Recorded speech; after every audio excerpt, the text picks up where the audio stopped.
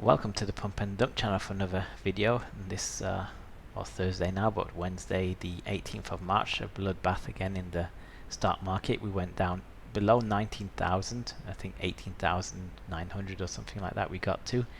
And I talked about this previous support level here.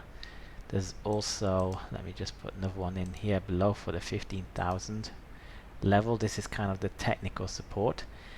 And as you can see for today, the 18th, pre-market, we're already green today. So this looks like maybe we'll get a bounce from here.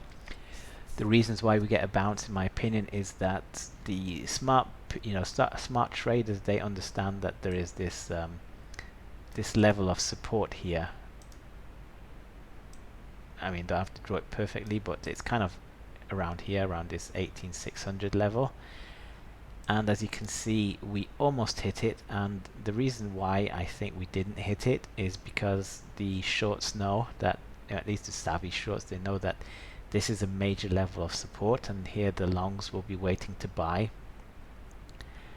The swing traders, they'll be waiting to buy on the long side, and then push it up from a strong support, maybe up to the 2018 low, which is 21.5. And as a short trader, a short seller, you would not want to sell into them, because you know that as soon as you hit the target from where they start buying, they'll just buy it up, and then you're short down here, and then the price is just pushed up, and then you're just like melting away on your account. So obviously before you get there, you want to cover, or you want to get out, or you don't want to add to it. You want to leave it to someone else to do that.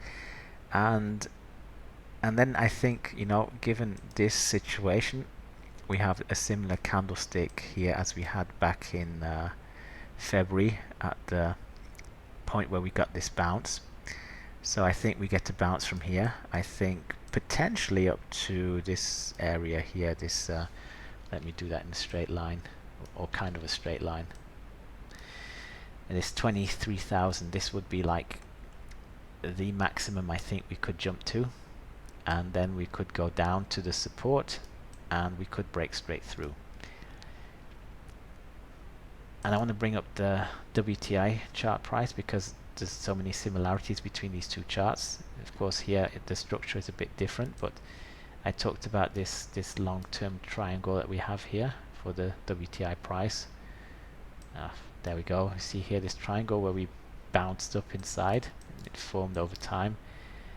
And basically what happened here was the same. We came down February 4th here, we came just above the support, didn't touch it, we rallied, and then we sold to the support and went straight through. And that's kind of what I think will happen here. We'll get a bounce from here, then the market will go down here like this, go through, and then it will come retest it,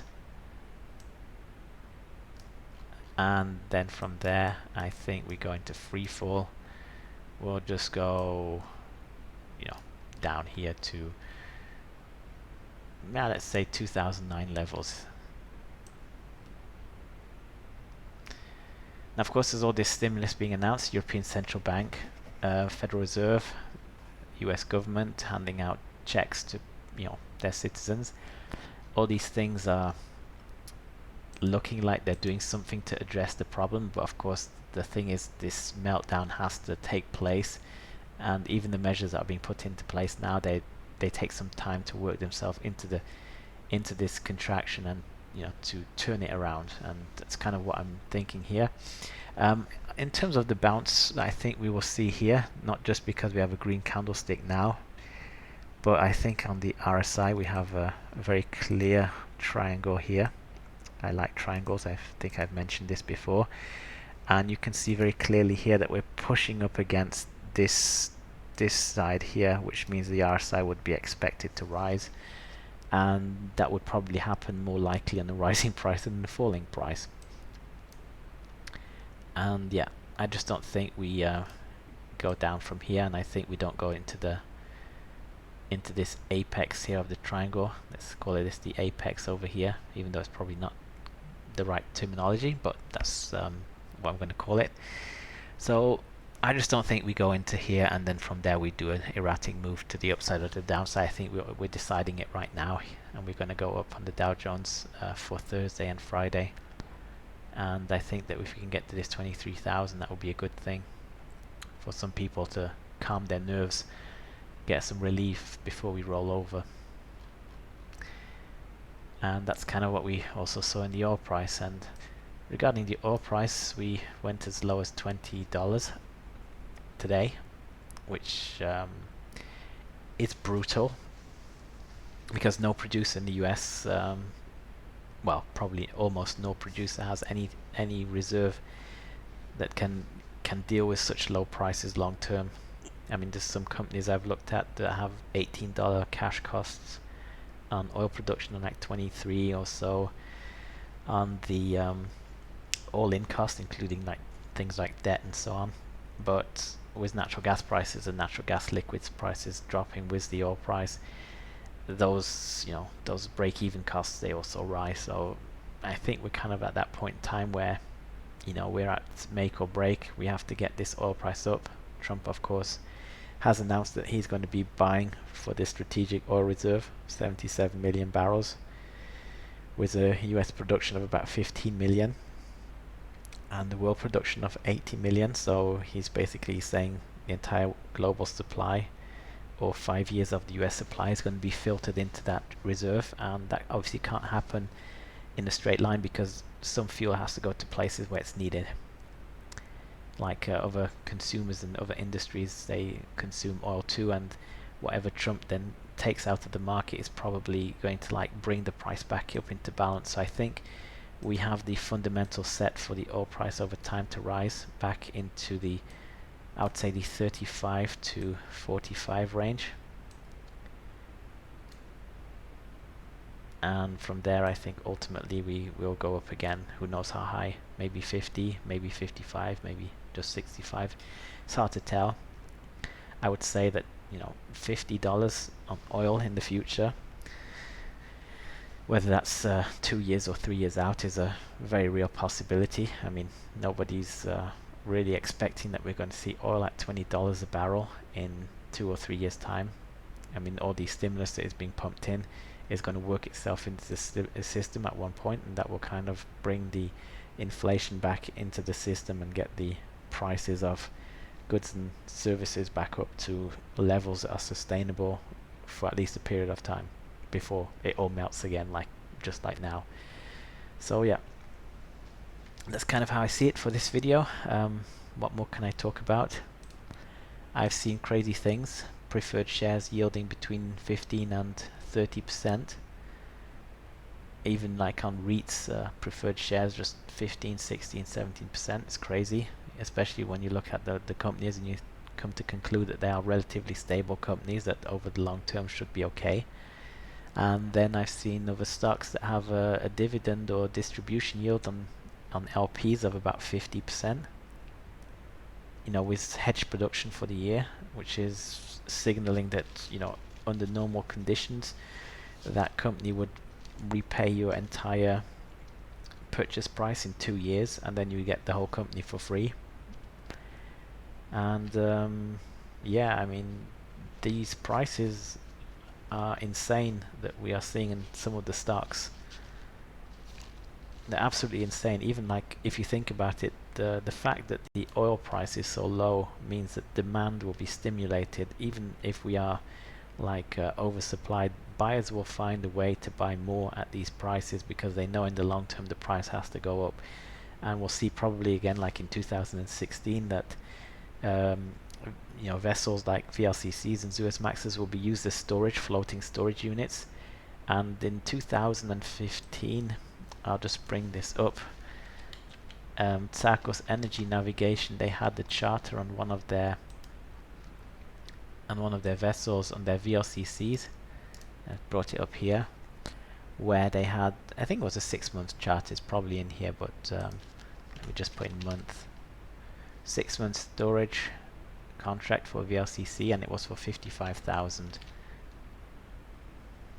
Or was it 50,000? I'm not sure again, but oh yes, 10 million here over 6 months, which let me just bring up my calculator. and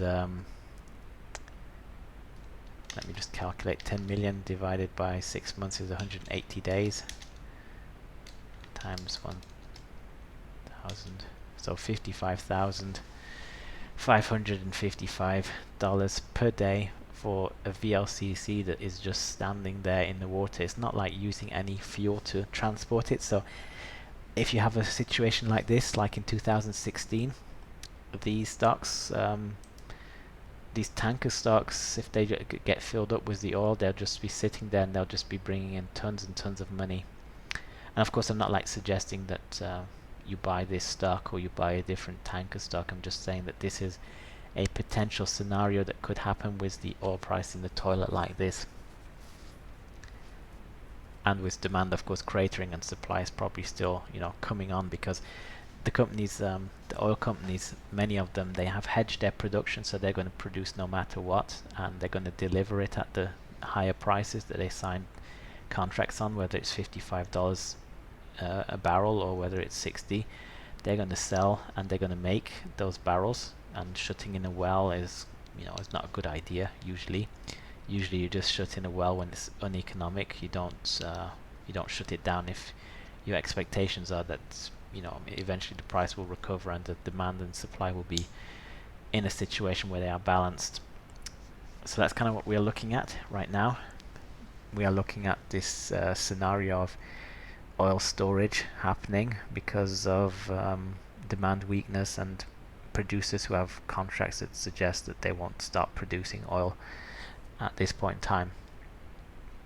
And over time that will obviously lead to rising oil prices as the supply comes offline, as weaker companies fold, and as demand returns to normal levels as we get through this coronavirus over the next year or two. Who knows how long it will take, but I just think it has to, we have to, we're going to find a way to deal with it, that's for sure, because all these ventilators that have been ordered in countries like the US and other countries around the world, they're building and ordering new ventilators. They'll be equipped to deal with it at some point.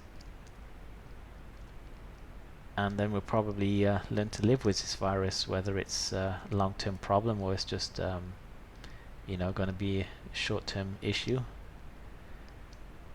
is really up to debate. But for now, I feel like this is a situation from where we bottom. I feel like we are in this oops, get rid of that. We are in this bottoming phase, like on oil back in early February. So yeah, maybe we go sideways and then we run up over a couple of days. So it's like, yeah, that took like quite some time. That took a few weeks to get up to here. So maybe we do have like some volatile days before we get up here, like an up day, a down day, an up day and down day, and so on. And just like another bear flag before rolling over, something similar to this bear flag.